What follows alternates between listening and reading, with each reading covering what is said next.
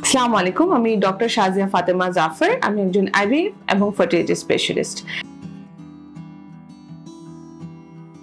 একজন পেশেন্টকে আমরা যখন আইভিএফ সাজেস্ট করে থাকি, সেক্ষেত্রে সবার আগে তার ফিটনেসটা দেখে নেওয়া খুবই জরুরি।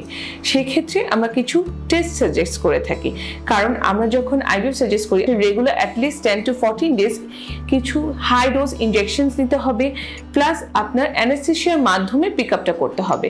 সো আপনার ফুল বডি আমরা চেক করতে হয় যে কোনো রকম প্রবলেম আছে কিনা।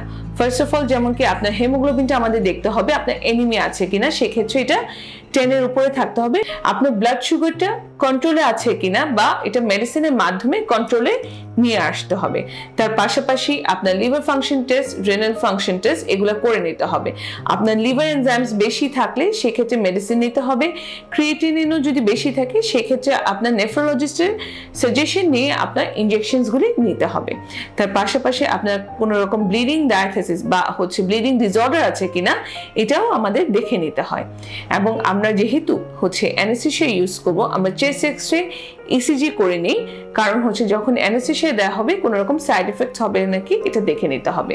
ওসাইটসটা যখন আমরা কালেক্ট করব সেটা আমাদের ল্যাবে প্রসেসিং করা হয়। সেক্ষেত্রে আপনার বডিতে অলরেডি কোনো রকম ইনফেকশন যেমন কি hepatitis B, HIV, hepatitis C বা ভিডিওল এরকম কোনো প্রবলেম আছে কিনা আমরা টেস্ট করে নিই। সো এইসব টেস্ট যখন সবই পজিটিভ থাকে বা কোনো রকম প্রবলেম আমরা না পেয়ে থাকি, সেক্ষেত্রে আপনি আইভিএফটা স্টার্ট করতে পারবেন। ধন্যবাদ।